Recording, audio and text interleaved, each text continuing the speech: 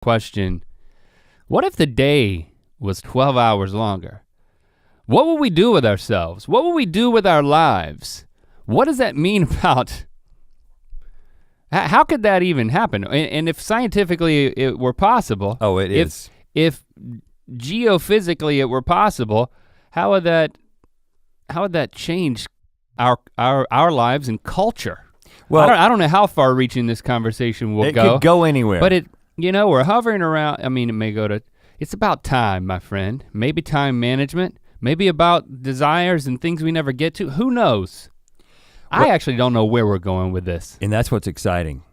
The question came from another question that we got on Twitter, which I'm not even gonna talk about now because we'll talk about that in a second. A question from a mythical beast that made us think of this question.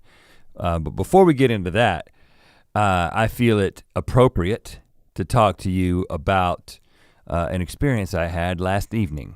That's how I'm gonna start talking. You know, one of the things, you notice like when you watch old movies or when you like look at the writings of people who lived like 100 years ago. Well, their days were 36 hours. Yeah. It was a different time. They just spoken better. You know what I'm saying? The way I wish to recall a tale of my last eve. Like how did their brains work like that? I think we're so just lazy in the way we speak. I actually think it's more of just bad scripting. It's like what they properized things when they scripted it. Have you ever did not capture? No. Have you ever just read a letter? No, I have not read. Okay, all right. Well, that explains a lot. The way they wrote letters is not the way that they spoke. Because letters were an art form. They were it was a crafted thing that you sat there and like it was very eloquent. You know, you didn't have casual conversation. Well, like that way with like your, I believe they did. Your aunt. I believe they talked the way they talked on the Little House on the Prairie. That's how everyone spoke. And I miss those days, even though I was not even alive during that. I don't know that I've ever watched an episode of that. But I want to talk to you about a piece of furniture that I attempted to put together. And I know this in the previous eve? Yeah, last eve, my friend Neil. Piece of furniture? Yes, I happened. Are we about to have an IKEA conversation? I happened upon a parcel of furniture. A parcel? A parcel. That's not a word. A morsel. Never was a word. It's part of a cookie. A morsel of furniture. No, this is not IKEA. It could have been, but it wasn't. So I don't do that anymore. Not that I don't like IKEA. I haven't put together anything in quite some time. In fact, I'm definitely beyond it. No, some of the most simple repairs. Now it's like I've had one near-death experience. I'm not gonna elect to have another one. It's kind of what it's like. You know, like in the early days of home ownership, and then in like the early days of, right after we got married, we bought a house. Because buying a house in North Carolina was somewhat easier than buying a house in in California. And after we bought that house, after a couple of years, we moved into another house and started renting out the original house, and I found myself a landlord. And at that point, I was doing, I had been kind of told by people who did this that the only way you can make money off this is to do all the repairs yourself. So I learned how to sheet rock walls and to do plumbing repairs, and I actually became relatively handy. For like a few years, I was relatively handy. Could do some electrical work. Because your time wasn't worth squat. Exactly. To anyone else besides you. I mean, yeah, I would try to fix my truck. I would try to. Oh yeah, I tried to fix the Intrepid one time. I did all types of stuff, yeah. I got the Haynes manual, is that what it was? The Haynes auto manual that showed you how to fix things? Tells you how to fix everything, but it's never as simple as I tried to change the timing belt on a Dodge Intrepid and almost lost a limb. I dropped I opened up the top of the engine, I guess just to put oil in there, but I was trying to do something else, and I dropped a huge screw in there, inside of the engine block. You're the shakiest man I know under 75 years old. You doing mechanical work seems like the worst idea ever. This is, I remember, I think I told this story in like Chia Lincoln or something, but I panicked at that moment and I went to the advanced auto and I found this like telescoping rod that had a little magnet on the end of it. And here I am shoving this thing like a fishing pole down into my engine block, trying to fish out in the middle of like all the oil. That's how you fish, you stick the pole in the water? We can talk about that later as well. Trying to get the magnet to hook onto something and I never did. And then I was like, I just put the cap on it and just drive it around. Yeah. And I guess it just settled to the bottom. It didn't get kinked up in anything. It works its way up. So anyway, I thought we were past this. We knew, it's better to invest in somebody else who knows how to do stuff. Well, so at this point, I get even building chest of drawers. Very, very small repairs. Jesse is like, "Can you do this?" And I'm like, "Nope." But you know what, baby? You can call whoever you want to do it. I don't want to do it. You get somebody to do it. But it was my idea. So we've got right. If you walk out of our kitchen, you've got the basketball goal out there, and the kids are they're just animals. I mean, they're just. I feel like I could just have a herd of buffalo, and it would be similar to managing two boys. Yeah, I was about to say. At least you don't have 3. Yeah, but your kids are much more like me, organized, and they clean up after themselves. Thank you. I mean, your family's different, man. And so I think that there's not only is there dog crap all over this area, and it's Shepard's job to clean it up, and he doesn't do it, and I end up doing it. We buy these basketballs, and I buy the indoor-outdoor basketballs, and I say, if you leave this basketball outside in the sun, it will very quickly disintegrate into a very non-pleasing sphere that no one wants to touch or play basketball with. It loses its bounce, it loses its grip, because the sun just eats these basketballs. You might as well be talking to the ball itself. Yeah, and so I said, Jesse, we've been in this house for 3.5 years, but I think we need some sort of sports bin. A sports bin. Okay. To put balls in. And I mean, it's gonna make me sound a little bit like a douche. I also recently replaced I have one little spot of grass. Don't say it. I have to talk about it. The hot tub was a lot, man. I have to we talk told about him about the hot tub. We talked to him about it's already well established about the security cameras. How much of a douche I am. Oh, and you're going full. Listen, I mean, I haven't bought a Lamborghini or anything.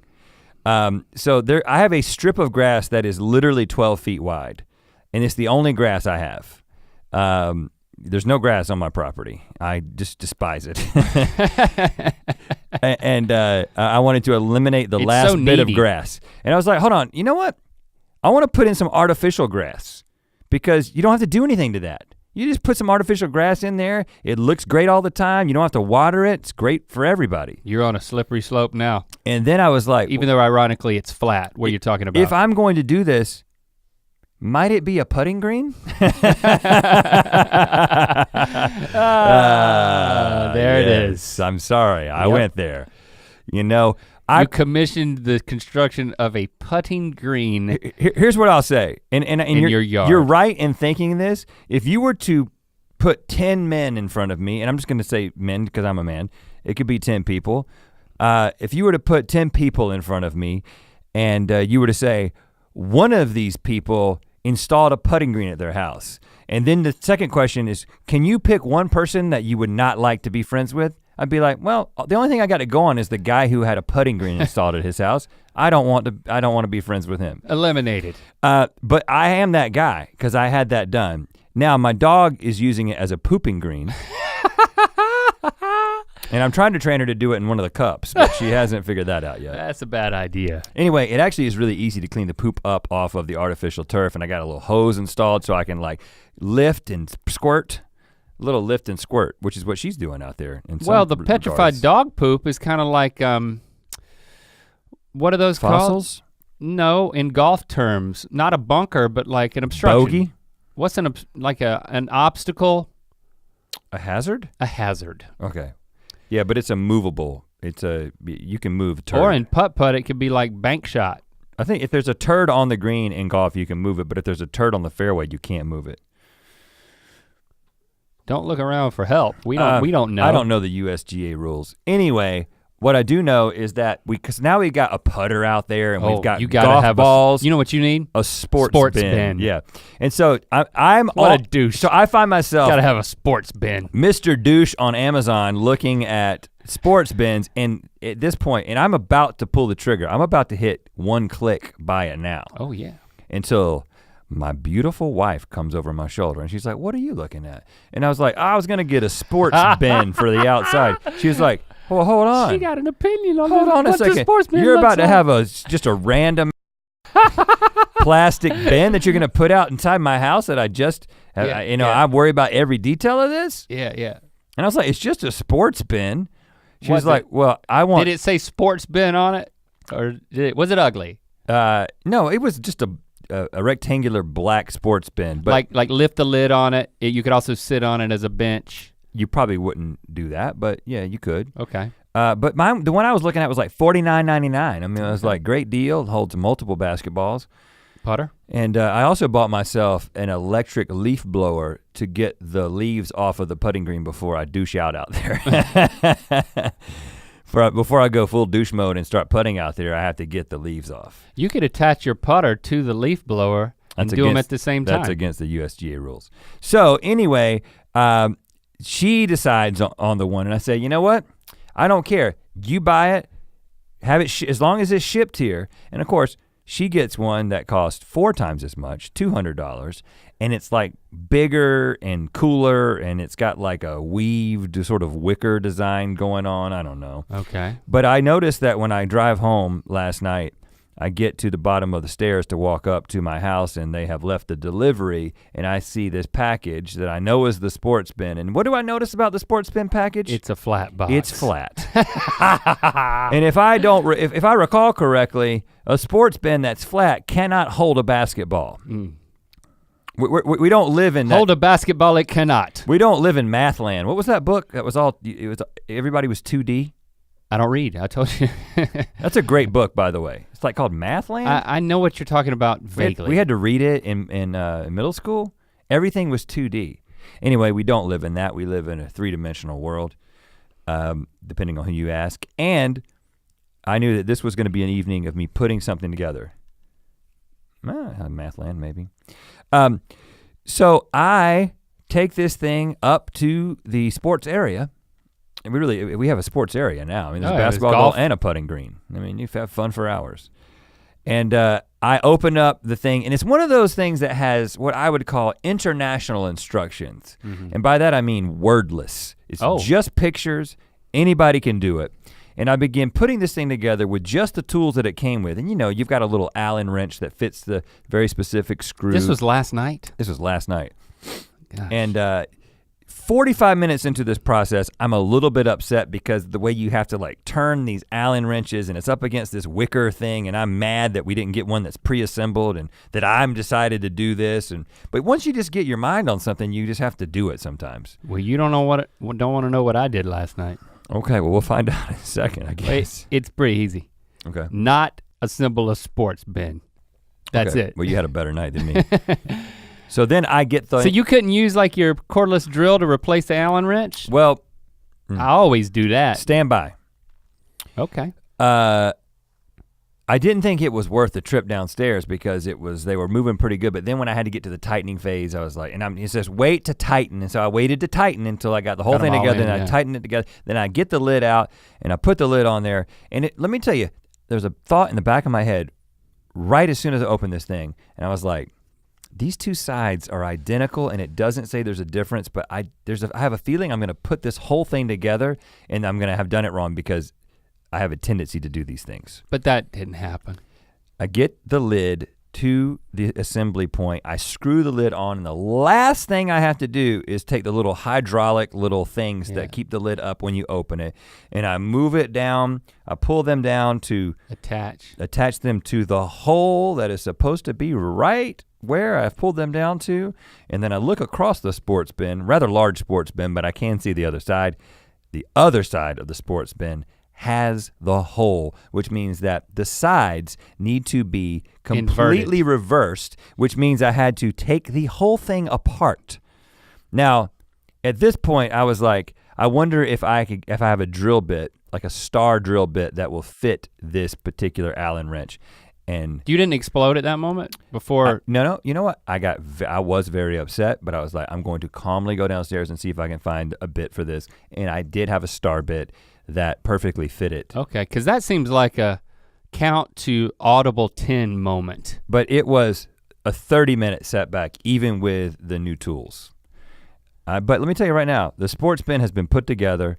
There are 3 basketballs in there. There's a leaf blower. In there? In there. There's so many things ready to go. And I'm just proud of you that you didn't explode. Like I probably would have taken every sports thing that I had and whooped the tar out of that sports bin, because that stuff just boils my blood. I was very upset about it just based on the fact that because it's your fault, and there's no one there to blame.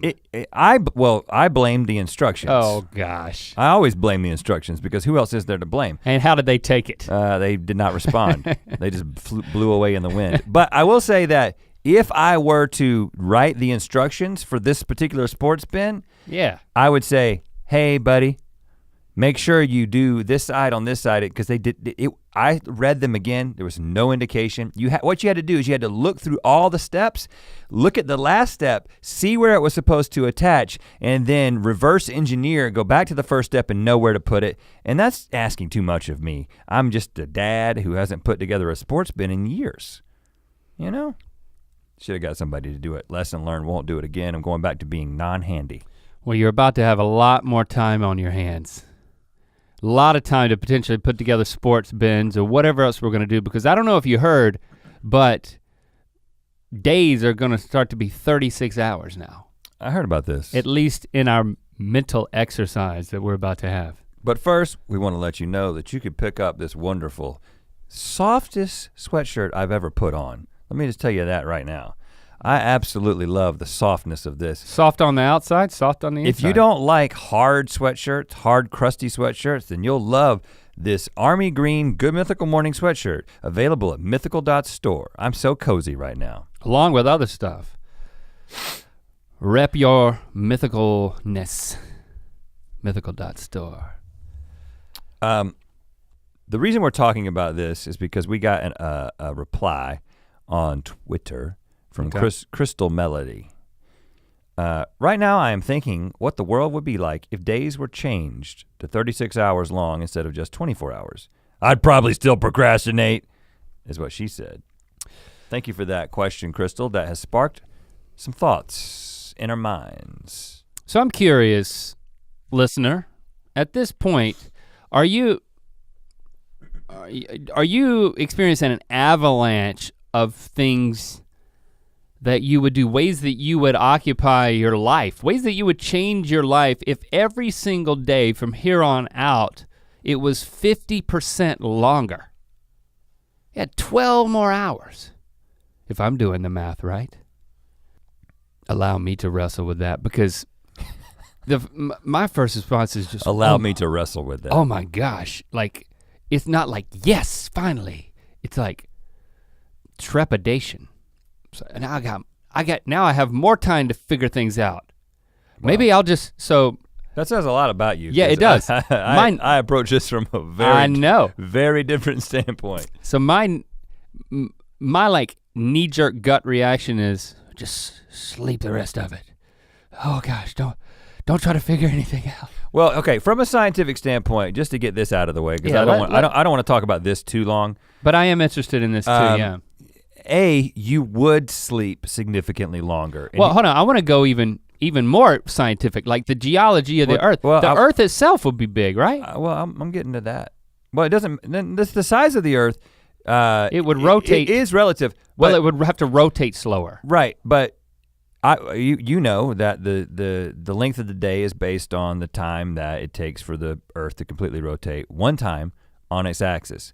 And that time is actually getting slower with every year that passes. I don't know what the exact fraction is. It's like 1/75 thousandths of a second or something like that. But it's enough. And what's happening is the moon is actually causing, the moon is moving away slowly, which is causing the Earth to slow down over time. Hearing that makes me sad. I don't know exactly why. Well, what this means is actually days, I think, again, don't quote me on the math, but like 1 billion years ago, so like before there was any people, way before there was any people, days were like hours different in length. Like they were hours shorter because the Earth is slowing down, so therefore the days are getting longer. So I think it's like 5 hours longer or something like that 1 billion years ago. You can look up the specifics, but wow. It's pretty crazy that what we are, and first of all, life on Earth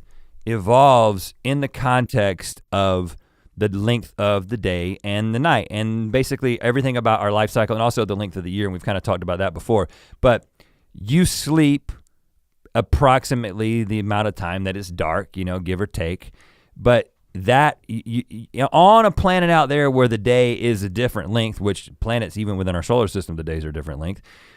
If a life form evolves on that planet, your sleep cycle would be relative to where you're at. So yes, if it was 36 hours and let's say if right now it's 24 hours, you sleep 8 hours. So 36 hours, you'd probably sleep 12 hours. You'd sleep a third of the time. So 4 additional hours would be you sleeping. And it's biologically you would have evolved in that way. But you still have you actually need extra hours. You wouldn't be a lazy slog. That would just be how you evolved.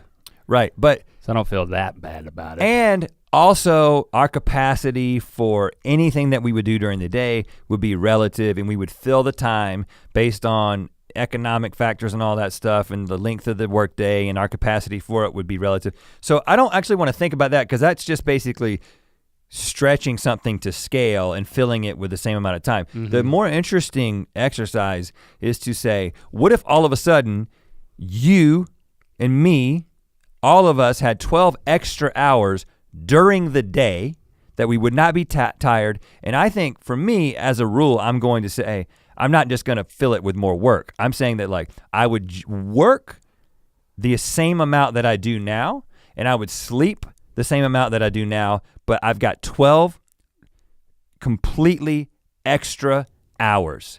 What would I do with them?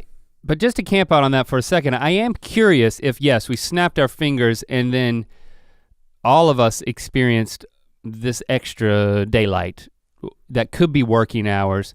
Would something about competition, it's easy to speak about our jobs, but maybe we can extrapolate. Is there something about competition that you would just fill it with more work because, well, you're not tired and you can get more productivity and you can be more competitive and you can make more money, or you can chase that devil. Chase that devil of possessions and fleeting happiness and what you can buy or conquer. Or powerfy. I mean, I think that this is the case all over the world. Americans are probably one of the best examples of people who have just filled their time with as much trying to get ahead as they possibly can. And I'm not saying this is a good thing. I'm just saying it is a fact. There are other cultures who have said, you know what, we're gonna work 4 days, or we're going to work 6-hour days, or we're gonna work 5-hour days. Right. But we've pushed ourselves to the limit, and so we're kind of up against this wall, and this is how I feel. And this is why this question intrigued me so much, is because even just recently, and again, I'm not trying to do the whiny thing about, I'm so busy. I can't stand when people say how busy they are, and I end up doing it all the time. So I'm not talking about how busy I am.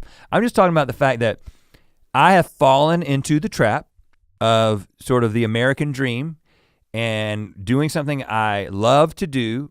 Doing this job, we get to do, we're living the dream, we're getting to do exactly what we want to do. But I have, like, that moment that I had last night when I was sitting there incorrectly putting together the sports bin, one of the reasons it was so frustrating is because I was like, I don't have this time. You need to be I doing don't have half an hour at night to sit around and incorrectly put together a sports bin. I didn't have time to put together the sports bin to begin with because I'm at home and I would actually like to be spending the time with my family or enjoying a television program with my wife. You know what I'm saying? But instead you build it twice. Exactly. Because I've already filled my time with. You should have called me. I would have gladly come over and helped you build it, but probably not. I'm glad you didn't call me. You know what? I tried to get you to help me put the basketball goal up. So remember we had that party at my house? There were other friends there and some of them were taller than me. Yeah, well no, so I bought this new basketball goal because the old one was too rusty. Oh, yeah, I remember. And I was like, I looked at the package and it said, definitely do not try this without 2 people. And I was like, oh, okay, crap. And so I was having a party in my house, and when you guys got over there, everybody's kind of like hanging out around the basketball goal. It's like, hey guys, I got a new one. You wanna help me put it up? It was like a barn raising. Yeah, that's my idea of a party. But you guys did not. Hey, come to my party. Oh. You guys did not respond like the Mennonites. Let me tell you right now, you were not helpful. So a couple of them were. It got up. It didn't end up working because, anyway, you know what happened? The next day, I did it by myself with a 6-foot step ladder and a broom. And I was doing all this thing. I was propping things. No, I thought that Nick and Joseph helped you put it up. They couldn't, we didn't do it. Oh. It didn't work. Well, I didn't know that. I ended up doing it myself and I almost died. But thanks a lot. So do you have a definitive answer about, did something immediately pop into your head, or was it like, yes, this is what I've been waiting for 12 more hours? Well, or we're talking about 4 more hours of daylight. That's what we're calling it? No, I'm saying 12 more hours because I'm saying I'm sleeping the same amount. Okay. I don't have definitive answers of what I would do, but okay. So I've plugged Josh Sundquist, a friend of ours, a number of times in he made that video where he talked about the GERM method, JERM, the things that he wants to do every single day. He wants to write in his journal, he wants to exercise, he wants to read, and he wants to meditate. In addition to all the other things that he's gonna do. And I was just like, that's great, because those are the things that I like to fill my time with if I'm able to, right? Both of us have we've gotten into meditation on we're like meditation light. Like I flirt with it. We have an app, like we're the guys with the app and have been known to like, Dad's out next to the pool sitting crisscross applesauce. What's he doing out there?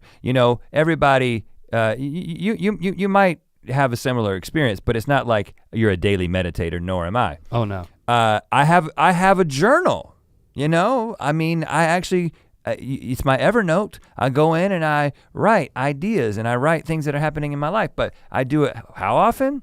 A couple of days a month maximum, right? I do exercise a few times a week, not every single day, and I end up reading, but the vast majority of what I read is just the internet, man. It's not sitting down with a book. That usually happens on vacation, when I've got time off, when I kind of sit down and get into a book. So I don't do those things. So the first thing that I thought is I was like, okay, I would actually do those things. And when you talk about exercising, I know you go to the gym, I go to the gym. Different gym. Different gyms, what we call it, dead at the same gym. One gym is like for studs, guys with beards. Yeah, I go to an exclusively tall guys with beards gym. We're all incredibly buff. I was really trying to emphasize the stud part and then try to be very clear who I was talking about. Well, I used to go to your gym and I'm not gonna say anything about it. Studs is not how I would describe the clientele, but it's cool. It's cool. I mean, I'm glad you feel that way. Look at me, man. And so one of the things, I thought about the way that I approach my time at the gym. Again, my time at the gym is like incredibly scheduled, right? It's like, okay, I'm gonna go, I've got this class. So if you had more time, you would just go hang out at the gym? Well, okay, yeah, stay with me here, because in my gym, I know the Studs gym, they don't have like a locker room and a steam room, and you don't get a eucalyptus towel when you get done with your workout. I mean, at my gym, those are the kinds of things that we have. Oh, you talking about a gym where people who have putting greens at their home go to. Okay, yeah, I get you know what I'm talking about. But anyway, I have sort of made this decision that when I get done with my workout, I'm going to, if I have time, I'm gonna go and spend like 10 minutes in the steam room, because I just love that feeling. There's other people in there and they are having conversations, but I've kind of opted out of the whole gym friend thing, right? And then I go back to my locker, I take a shower, then I go to my locker and I'm changing clothes. And there's like a couple of people who I have on a very surface level, just they're an acquaintance and they maybe asked me about, like one guy was like, where'd you get those shoes one time? And I told him, and because he's the where did you get those shoes guy, now if I get a locker next to him, I'm like, what's up, man? And then he'll ask a question, I'll answer it, but then not ask another question because I don't want a gym friend. You know what I'm saying? Because I gotta get out of there. This is about getting in there. This is about working out a little bit, getting some steam, and then going on about my business. But one of the things I was thinking about is if I had more time, I might develop a gym friend. Like what if I were to ask, where'd you get those shoes from, guy? Another question, like, well, where'd you get those shoes from? Oh, now we're getting somewhere. So with 12 more hours in the day, you would ask a follow-up question about a dude's shoes in the gym. That's exactly what I'm saying. You would turn the gym into like a social zone. No, that might be overstating it. What I'm saying is that I have made a conscious/unconscious decision to minimize conversation and relationship at the gym because I see it as this little window of time which I gotta get out and get here. Yeah. To take care of business. I don't have time. And I can, okay, I'm sure you have an equivalent experience because I know you're working out with people who don't necessarily have to be somewhere right after they finish working out. I actually left, my class wasn't over today and I had to leave and the instructor was like, where are you going? I was like, I gotta take my son to school and I gotta leave right now in order to do that so I can get here for my call time. And you know, I feel like every second of my day is scheduled. Absolutely. And yeah, I just, you know, I have this problem in my brain that I feel like, okay, if I'm not efficiently using every second of my day, I'm just not doing the right thing. You know, I'm not aspiring to perfection. And it's, you know, that's very unhealthy, you know, to not allow space for surprise and experience and relationship and but how could you change learning that? About shoes. But I mean, well, I don't think I could change that without the extra time. And in this case, 12 hours. So I might have a 1 hour conversation just about shoes with a half naked man at a gym. That's the kind of thing that would start happening in my life, and who knows where that would lead. Well, when you talked about the meditation thing, it's interesting that you started there. I think our minds are in a similar place because that is one of the first things I thought of when I moved past anxiety. And again, that's where the way that my brain works, something so positive as extra time, which is basically free unstructured time, is seen impulsively as a negative because I don't yet know the perfect plan. You're intimidated by the work you have to do in order to fill the time? Well, to know what the right answer is. And again, that's the problem. But with 12 hours, you can get things wrong. The question about the shoes with a half naked man is an example of just making a point. Wasting time. That's how my brain works, and at least I'm aware of that. We're not talking about an extra hour, 12 extra hours. It's a lot of hours. So then my first answer is, I think for at least, and I'll probably make up my mind at the front end of this once I realize, wow, Earth is rotating slower. I have approximately 12 hours every day. That I was going to spend X amount of hours every day for 6 months in silent solitude. How much time? X amount of time. I don't know what that number is. Every single day? Every single day. Well, yeah. For like, I think 2 hours a day for 6 months. Why just 6 months? Once you do it for 6 months, it's just part of your routine. I don't know what would come of it. Like I'm so far from knowing what that would do. That would be a form of meditation or many different forms. I don't know. Well, meditation, reflection. Let's talk. And then I think I might move on to something else or decide to do something. Or maybe I would have come to the conclusion by that point, I need to set an end goal. I need to set a goal, but then perhaps I will have reached the conclusion by then that like, I need to increase that number. I don't know. Well, I want to talk about meditation. That's how I would approach it. I want to talk about meditation because we both, again, have flirted with it. And again, let me tell you, one of the things about being small town boys from North Carolina who moved to California is we're able to hear through the lens of small town boys from North Carolina when people from California talk. So again, that's why we qualify things with douche qualifiers. And I understand that a lot of people, as soon as they hear things like, they're talking about meditation, what happened to these guys? I acknowledge that there's this tendency to be like, what are you guys talking about? Frou meditation?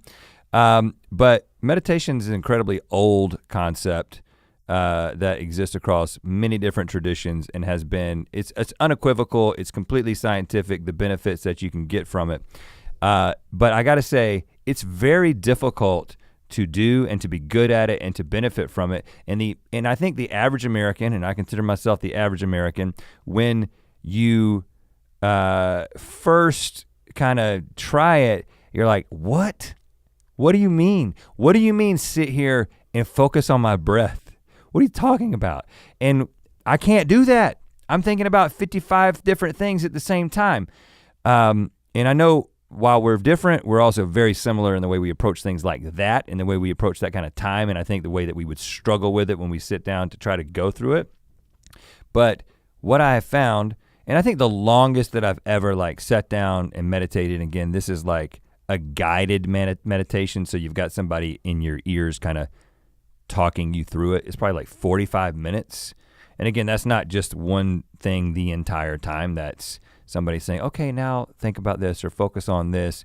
But anyway, it has this incredibly calming effect. And very rarely are you gonna meet somebody who practices this for long periods of time who's just an asshole. Like on his, you know what I'm saying? On as much edge as I am. Yeah, there's a reason that the people who are able to spend, I mean, there's some people who spend hours a day and you may be like, what that's crazy, what a waste of time. But the level of peace that those people have in their lives and the level of peace that they're able to impart to the people that they interact with, let me tell you right now, my wife and children would love for me to spend more time in peaceful meditation. Because the net effect would be that I would be a more peaceful and meditative person when I wasn't having a direct peaceful meditation. The idea of being able to do that, and first of all, if you're interested in it, Headspace is not a sponsor. Hopefully will be at some point. They've got a great app for kind of getting you an introduction. Yeah, into and there's other apps as well, but Headspace has been good in terms of guided meditation. But that, for me, that's a big one. I feel like the very first thing I would do is I would like find like I have a comfortable place, meditation cushion, you know, the right environment, and I would actually spend an extended amount of time in meditation every single day to begin with.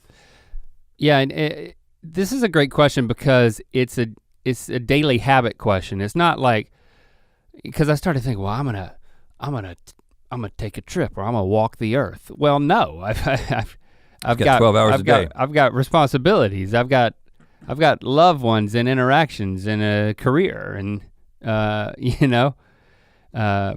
even friends.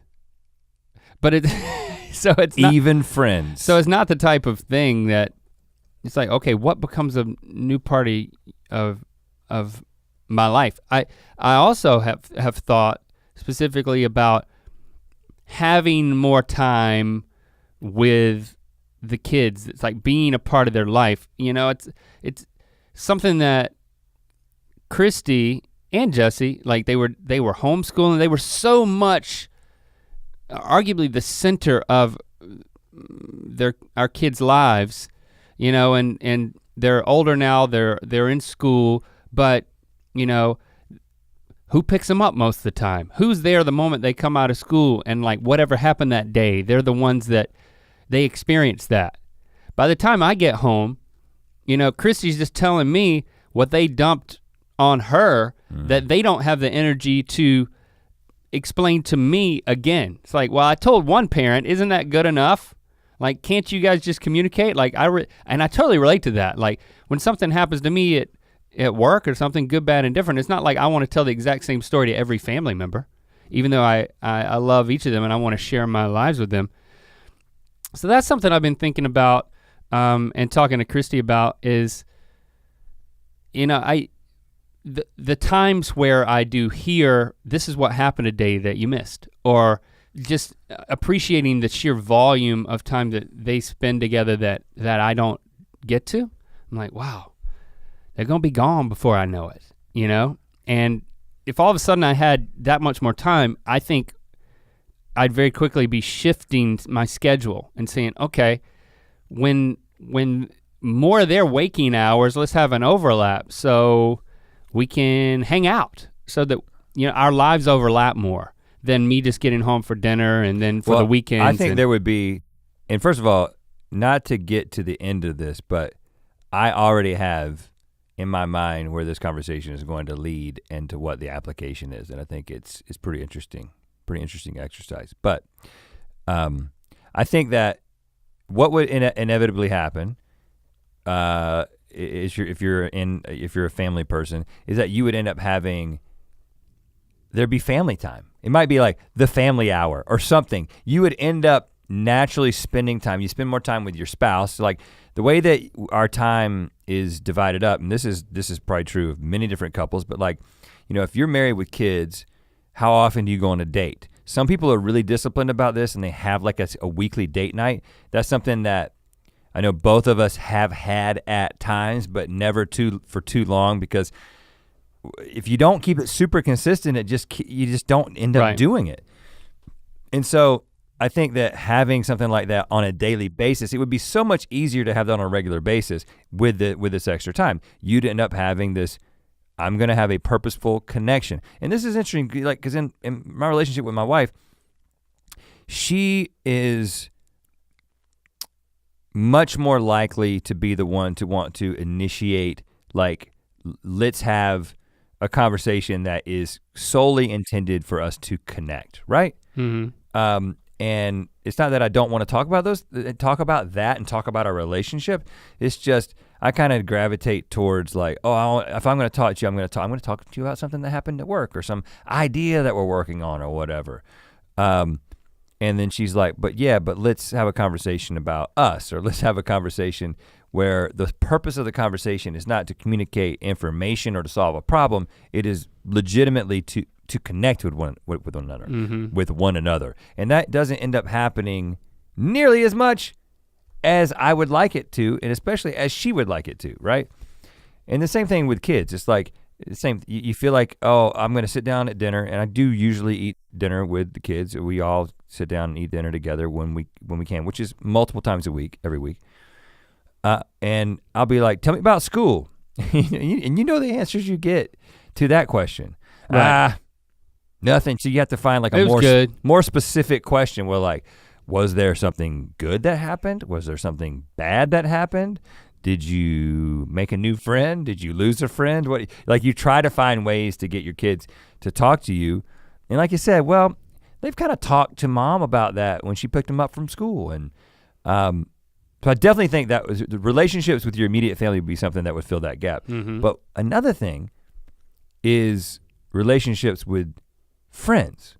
Now we've got some great friends, and we in a lot of ways share a friend group that we end up hanging out with on a regular basis. And in a very unusual sort of non-2018, non-Los Angeles way, we actually found a way to connect with our friends on a regular basis because we schedule time together. Like we've actually regularly scheduled times for us to get together and hang out, right. Which is like been an incredible thing. I know for both of us and for others in the group. It's just been great to be able to have a group of friends that you can hang out with on a regular basis and actually get into each other's lives and it's a standing appointment. Learn about each other and kind of get through life together. That's been something that's been so beneficial and so great. But still, it's scheduled and it's like at best weekly. And then, I do my monthly game night that you and Christy are a part of that is like a bigger circle of people, like 25 people if they all come, and they never all come. Which is like I love that. I instituted that time, and I told Jesse last year, I was like, I want to do a game night because A, I'm super competitive and I love to play games, and B, I have this like group of friends from all over the city that I know from different parts of my life, and I think they would be super fun to bring together into an environment, and I just wanna hang out with them on a regular basis. And in Los Angeles, monthly is a regular basis to see somebody. That's seeing somebody a lot. But I think that if I had 12 hours and everybody had 12 hours, some sort of like connection with friends. Again, you can't fill it with more work. Nobody's filling it with more work. Nobody's sleeping more. You'd end up spending more time with friends. You'd end up filling that time with relationships. Maybe the guy who likes my shoes at the gym, but hopefully just the people I want to connect with already. Yeah, it's interesting to me that it still comes down to scheduling. Like I think that anything worth prioritizing, I don't know if this is just me or from the experience you just described, but I feel like even things that are very important to me, if I don't schedule them, they don't happen.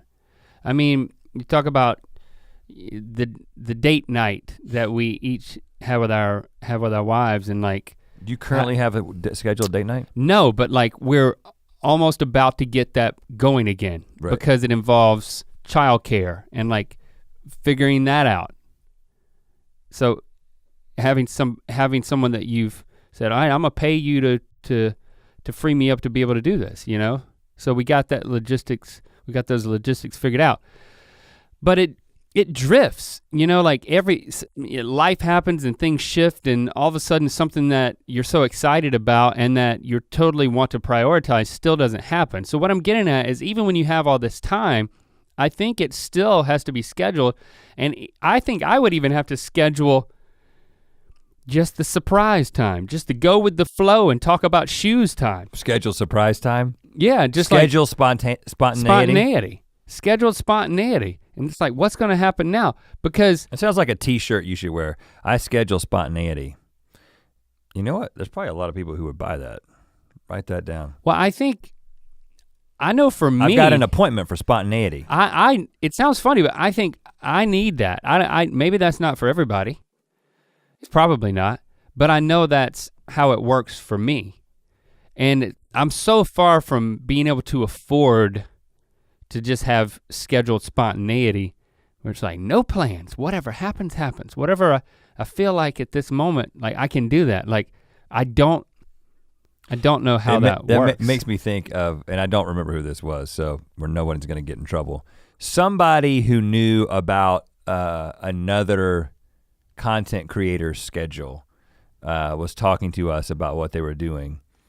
And like trying to schedule something for them or with them or something like that, and they like literally sent them their calendar, and every single day had a huge chunk, like at least 4 hours, maybe 6 hours on some days, and the chunk was labeled unstructured creative time every single day. And we heard about that and we were like, I mean, like, what would that be like? Like to say, you know what? Unstructured creative time? You know what I'm gonna do? Wow. I'm gonna go to a museum. I'm just gonna walk around.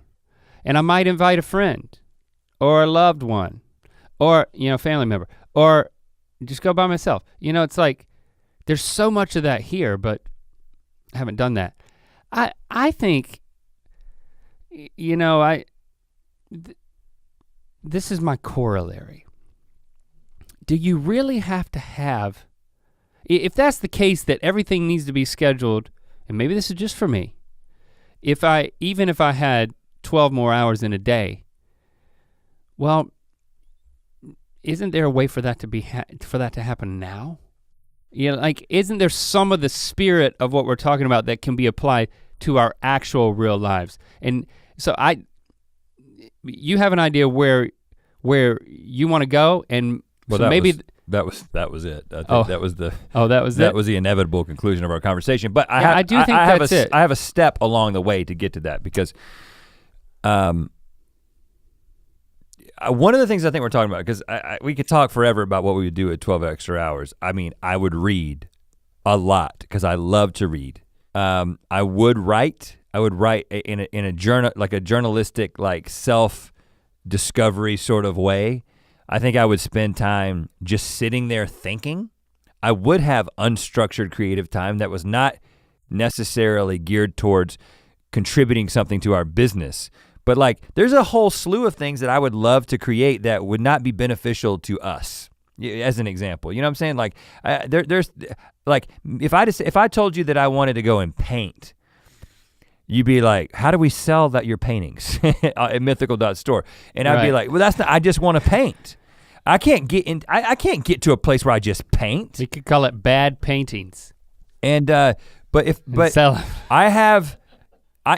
Of course I've thought about painting. I've walked through craft stores and seen the painting section and gotten this close 12 times to buying a canvas and all the stuff because I thought I might paint. Now I haven't done that for a number of reasons, but one of the reasons is because, well, there's a whole list of creative things that I want to do that are part of what we're doing in Mythical Entertainment that we haven't gotten to, let alone the things that I just want to do just creatively, let alone the things I just want to think about. You know what I'm saying? Like, and let alone, there's, with that much time, you have so much more capacity to do good. You know, it sounds like an obligatory addition. You had to bring that up? But I mean, it is charitable true. works. And it's one of those things that I think that once you allow yourself to serve, you gain so much more from it. So I believe that service has a selfish component that's justified, that like it's good for everybody. Think about culturally, if people who were at a loss with what to do with themselves were more mobilized to serve together. So I'm even building from just one person, like from me, like volunteering, to a culture of, well, we can't work. Let's not sit on our bums and fight depression. Let's get active. Yeah. And serve. That's an exciting thought. That what we could accomplish. I mean, if we just slow the rotation down a little bit, all of a sudden we got all this service blossoming. That would be amazing. Of course, I don't know what other scientific repercussions there would be that would make this whole thing careen off of orbit. Like I said, if it continues to happen at a slow pace that it is happening, we're just gonna continue to fill it with the same BS that we already fill our lives with. But we're gonna continue on the same hamster wheel. But and it's hard to even have space to say, how can I engage my heart and my passions in something that is outward focused and that is not even about the exciting aspect of expression, which, by the way, all those things could come together. You know, your bad paintings could I don't know, somehow be in result in a lot of good. I don't understand how that would happen. Socially, that you'd have time to figure it out. Okay, so one of the things that I think we've been flirting with as well is we're having this conversation. You've heard me talk about this a lot because I've gotten it from other people, but we're essentially Stone Age software running on modern day hardware. Stone Age hardware running modern day software, meaning that we have the bodies and the brains and the capabilities of people who did not have anything to do with the modern society that we have now, but we're pushing ourselves through this. But these bodies that we have for most of existence, human existence, you go back to hunter-gatherer days and they actually, they were in small groups of people, about 150 or so or less, and they had meaningful relationships with not only their immediate family, but the people who they were in a tribe with. And yes, they spent a lot of time gathering food, because when you're gathering and hunting, you're spending a lot of time gathering and hunting. But it was pretty much taking the time to survive. They spent most of their time surviving, but they relied on one another. They spent lots of time talking to one another, doing good for one another. They spent a lot of time killing each other. I'm not trying to paint this. Speaking of painting a picture, yes, they killed each other in droves. Humans have always done that. But the time was structured so much differently than our time, now that we are in this capitalistic modern society where we're constantly just pushing ourselves to create and produce and make the pie bigger and bigger, and the population is growing and all the things that contribute to modern society and the hamster wheel that we're in. That didn't exist because you basically lived a life where you did exactly the same thing that your mom and dad did, that their mom and dad did, that their mom and dad did, that their mom and dad did. It was the same technology, it was the same goals for generation after generation after generation after generation, because technology changed so slowly. There would be like one invention in like 100 generations. I mean, it was crazy how slow things moved for so long. And even though the days were a little bit shorter back then, not much, a few seconds probably, or a few minutes, life was a lot different. And I think that a lot of these things that we're talking about, like self-reflection, like sitting there and thinking, or spending time with your family. You didn't sit, hunter-gatherer people weren't like, man, I need to spend more time with my family. They were probably more like, I need to get away from these people. They're the only people I see all the time. So I think that's part of our problem, is that we haven't changed biologically, but we're trying to adapt to this environment, and it's resulting in people getting incredibly stressed out, depressed, getting all kinds of diseases, being sleep deprived, all the things that happen. But I was exactly on the same page that you were, what you said a second ago, which is, if the first things that we talk about when we say that we would have extra time is, well, I would meditate every day. I would read every day. I would spend more time getting to know people. I'd spend more time with my family. I'd spend more time with my friends. I'd spend more time just thinking. I'd spend more time creatively pursuing things that fulfill me. Well, we're not gonna get those 12 hours, but we have the power, you have the power to make decisions that introduce those things into your life on a regular basis. It will not come without sacrifice. And I think the question is like, well, what are you willing to let go of? You have an answer? Link, I think I have to quit. I think I gotta stop doing ear biscuits, because this is time I could be spending with my family. Oh gosh, did he just say that? No, I'm not gonna do that. I'm not gonna give this up. I'm not gonna stop making that internet show that we make. Of course I'm not gonna do that. Well, the thing that we don't like to do on this podcast is be prescriptive, because maybe it's obvious over the course of this conversation that we didn't know where it was going. We did not talk about it ahead of time, much less say this is the point we're trying to make for you. I could say, well, you're a student, or you're working a 9 to 5, or you're working a lot more than that, or you have these demands or these needs or these problems and these restrictions on your life. You don't have the luxury to say, well, I would just like to read more, so I'm gonna make an adjustment. We're not trying to read your mind and be prescriptive to your situation.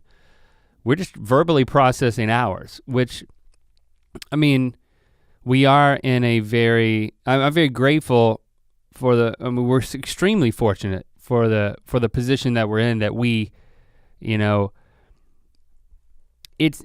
run a business, and we're creative, and we're things that we said before, we're living our dream, engaging our passions, and doing by and large what we want to do. And then when it gets down to the nitty gritty of it, sometimes it doesn't feel like that. A lot of times it doesn't feel like that. It feels like an obligation that it seems like it's external forces, even though it's something that we have set up and that we're ultimately in charge of. But once you set this thing in motion, it doesn't feel that much different than just something that's like somebody else is in control.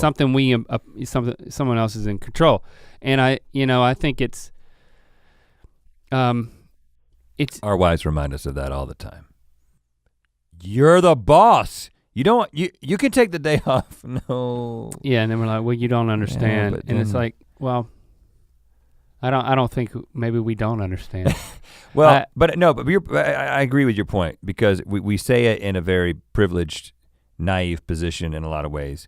I met we met a guy on this recent little mini tour who was a truck driver, and it was like, I listen to Ear Biscuits while I'm driving. Met a guy who's a postal worker. It was like, I listen to Ear Biscuits on my route. Thank you for Ear Biscuits, because it fills this time.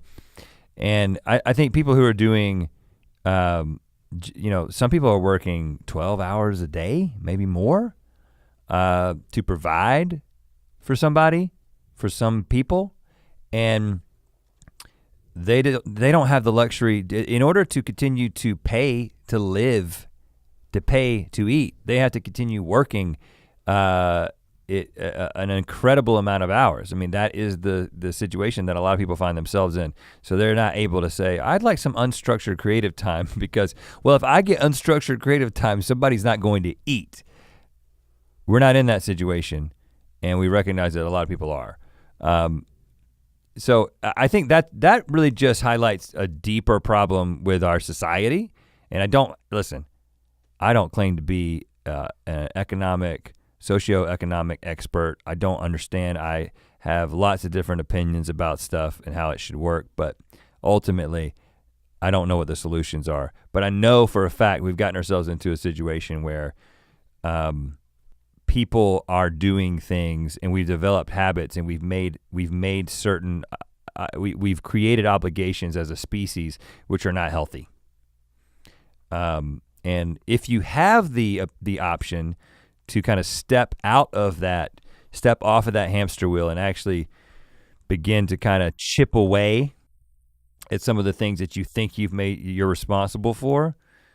I was talking to my therapist about this. Like when we talked about meditation, I was like, I just want to make it a part of every single day. And he was just like, you just have to make the decision that it's not negotiable.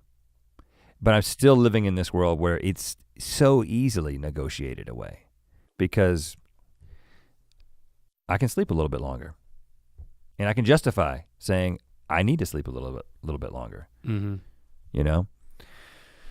So I don't know what the process of chipping away and getting some of that time back, besides actually making the earth slow down, which I think is going to be very difficult for us to figure out.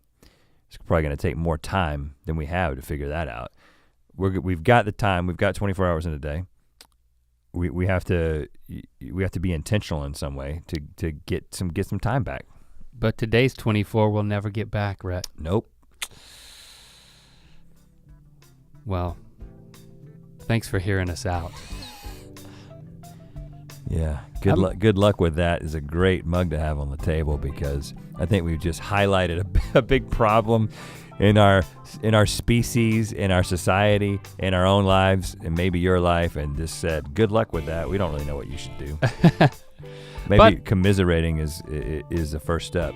Let us know what you think, or commiserate using hashtag #EarBiscuits. We can keep the conversation going amongst all of you, as well as with us. And we will speak at you next week. Yeah.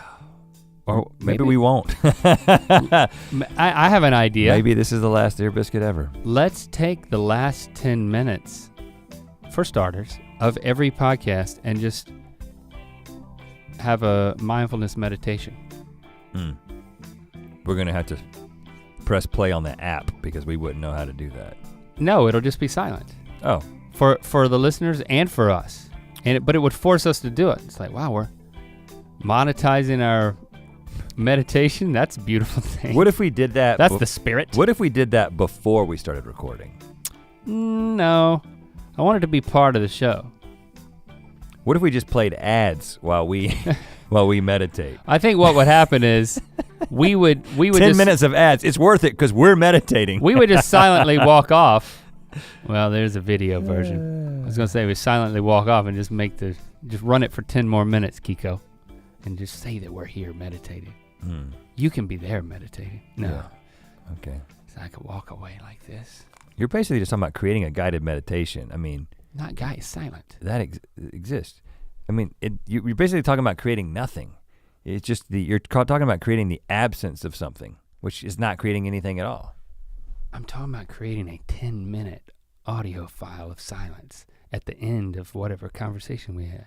But what if instead of creating a 10-minute file of audio silence, you just said, sit there for 10 minutes after this is over? Then we wouldn't sit here for 10 minutes. We would go off and work. But we could, and just not record it. Well, that's no fun.